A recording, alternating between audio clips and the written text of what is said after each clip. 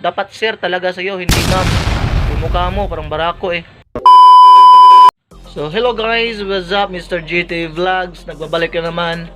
So ngayon guys, bagong araw, bagong simula na naman. So siyempre guys, meron tayong nakitang video about sa yung waiter na pinatayo ng lalaki doon ni Sir. Sir ba yun? So grabe ka naman sir. So akala mo talaga babae ka.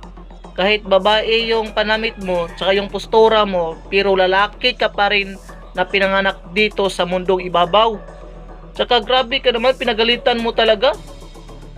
Sir ka naman, hindi ka naman babae.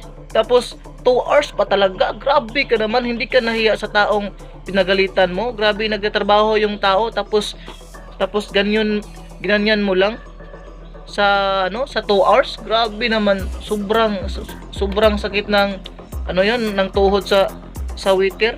Grabe, tsaka pinagalitan mo pala. Grabe sir, kahit anong gawin mo sa buong katawan mo, kahit mataas pa yung buhok mo, kahit nagpipils ka pa, lalaki ka pa rin. Kasi nga lalaki kang pinanganak dito sa mundo.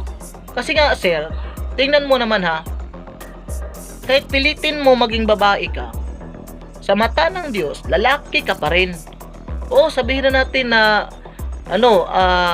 babaeng postura mo, tsaka yung damit mo pang babae, tapos nagalit ka, tinawag ka ng sir. Hindi ba yun respeto ng isang tao? Respeto yun sa isang tao. Bakit? Kasi yung sir, respeto yun. Kasi lalaki ka talaga. Alam nga naman, sabihin na namin kami mga lalaki na yes ma'am. Anong ma'am? Kasi lalaki ka. Lalaki ka nga, mayroon kang bayag. So ano ba talaga? Grabe ka. Tapos grabe, pinagalitan sa 2 oras. Grabe naman. Hindi ka naman nahiya sir. Grabe, nagtatrabaho yung tao tapos ginanyan mo. Grabe ka. Sobrang kapal ng mukha mo. Grabe. Kung gaano kakapal yung makeup mo, ganyan din kakapal yung mukha mo. Kasi pinagalitan mo yung tao. Meron naman yung mga LGBT nga tinatawag na sir, pero hindi sila nagagalit kasi respect 'yon, 'di ba? Pero ikaw, ma'am, nagagalit ka kapag tinawag ng sir. Ano ba 'yun? Lalaki ka eh, hindi ka babae. Saka wag mong pilitin na maging babae ka kasi sa mata ng Diyos, lalaki ka pa rin. Kaya sa'yo, shout out sa'yo sir kung sino ka man at 'yun.